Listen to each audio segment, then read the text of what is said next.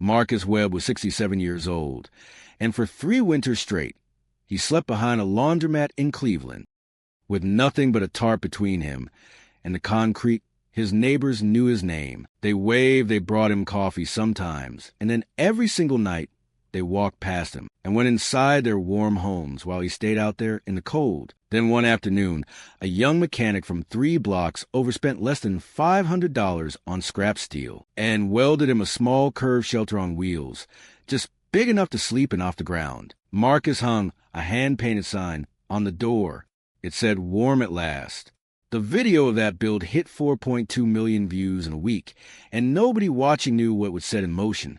But what happened when the city rolled up with a tow truck to haul it away is the part that made people furious. To understand how a $500 steel shelter turns into a national argument, you need to understand what winter actually does to people sleeping outside in this country. According to the federal government's most recent count, more than 770,000 Americans were homeless on a single night, and Black Americans made up nearly 40% of that number, despite being only 13% of the population. That is not a small gap. That is a crisis stacked on top of a crisis.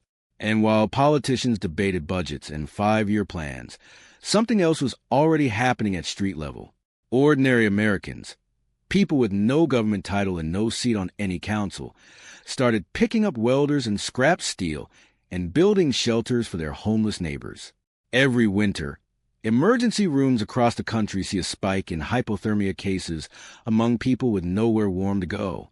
Outreach workers in cities like Chicago, Cleveland, and Detroit say the coldest months are when they lose the most people, not to violence, but simply to exposure. Formal shelters fill up fast once temperatures drop. In many cities, 3 or 4 people get turned away for every bed available, and some public housing wait lists now stretch past a decade, longer than some children spend in school. You have probably driven past someone like this without realizing how close winter came to being the thing that ended their life. This is a story of how one welder's decision started a movement, how far it has spread since, and why a $500 shelter on wheels might be saving more lives this winter than programs that cost 1,000 times as much. Before it's over, you'll see exactly what a city does when volunteers start outperforming its own budget.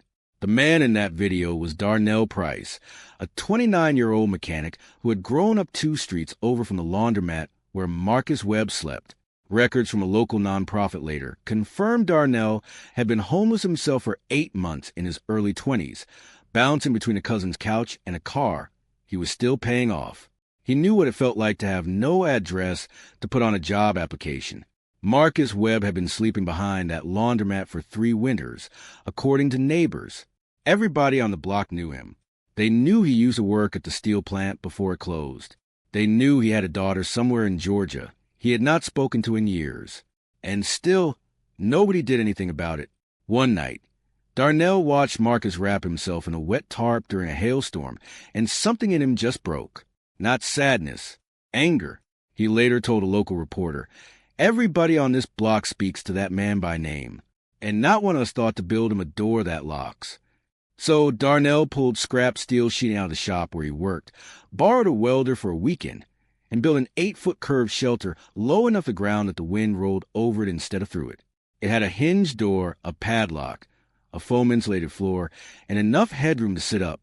He filmed the whole build on his phone and posted it with no expectations. By the following morning, his messages were full.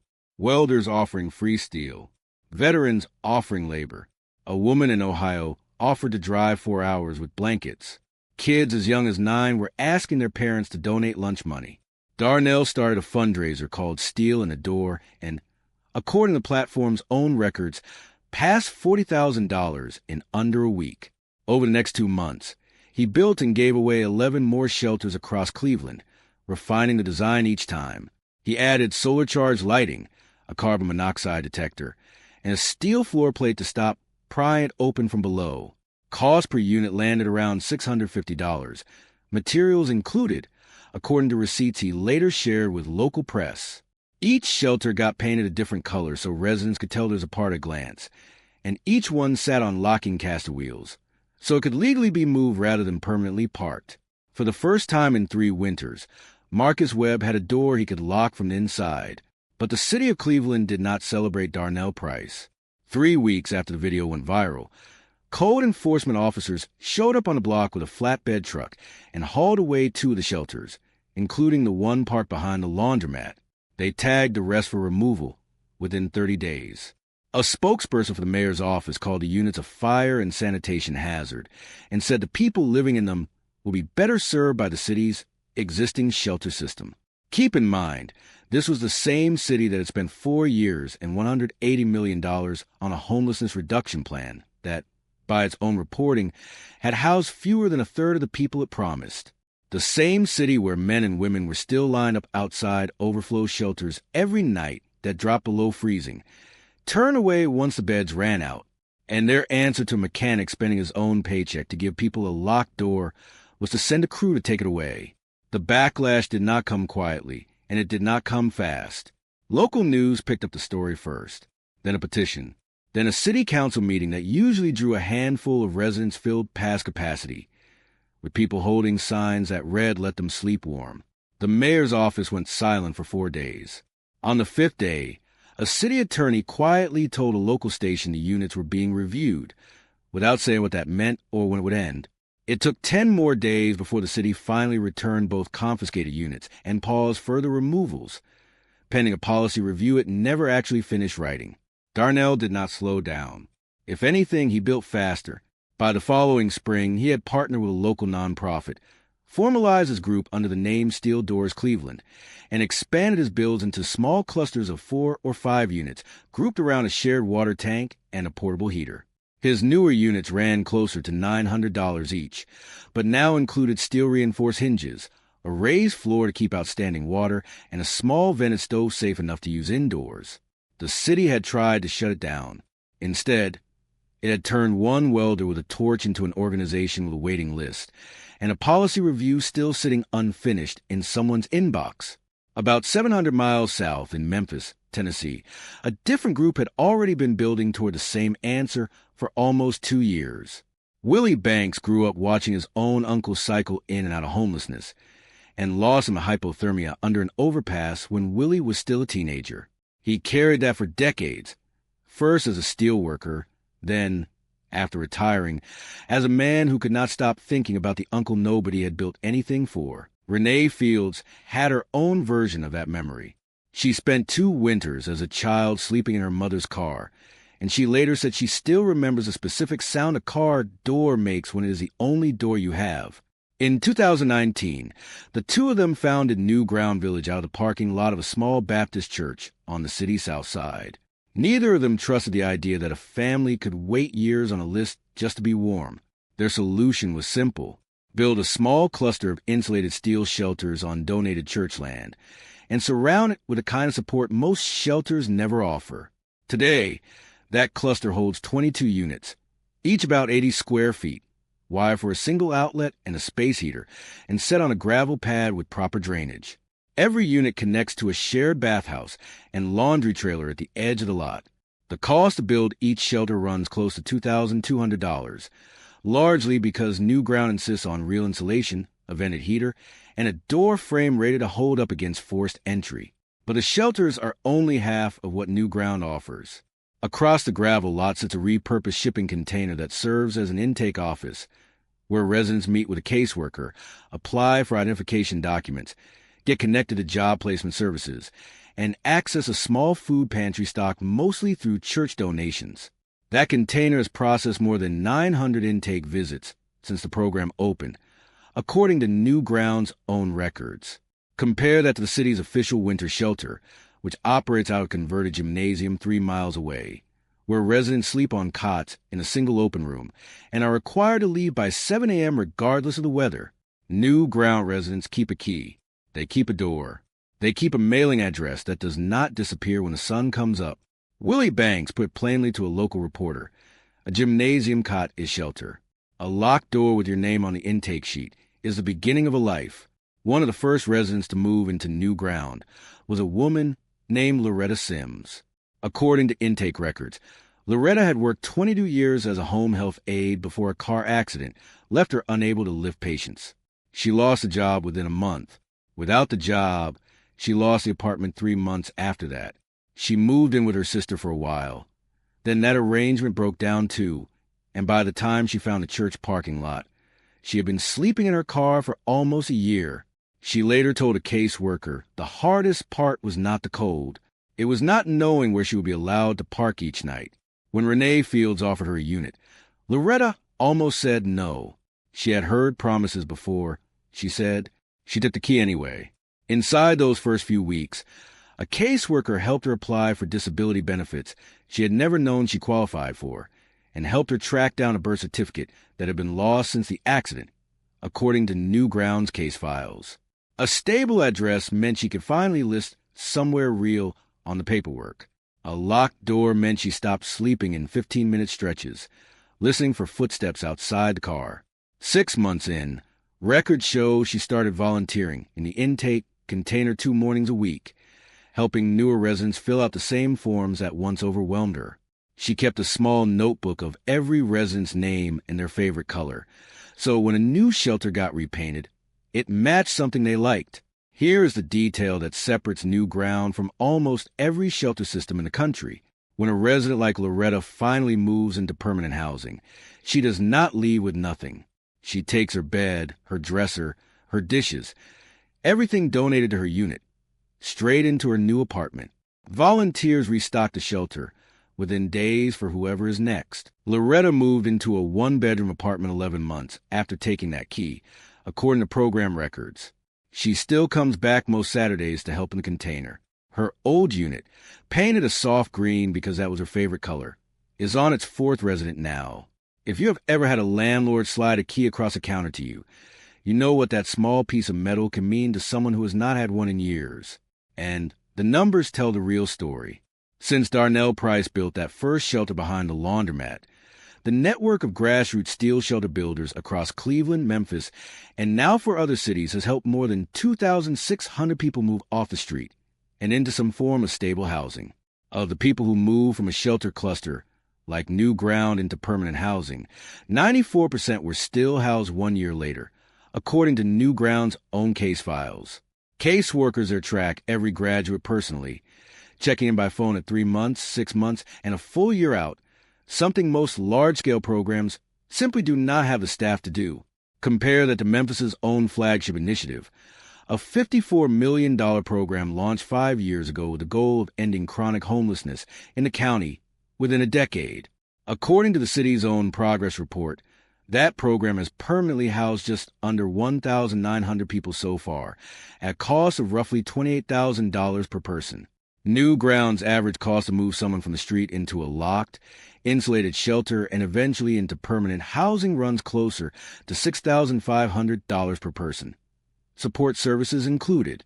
And of the people the county's flagship program placed into housing, its own data shows nearly a third returned to homelessness within 18 months, $54 million. And roughly a third of the people it placed ended up back outside. That contrast tells you everything you need to know about where the real innovation in this crisis is happening.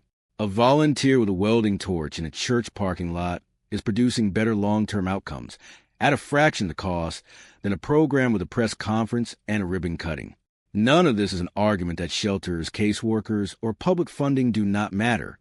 New Ground itself depends on donated land, city utility hookups, and a small annual grant to keep the lights on.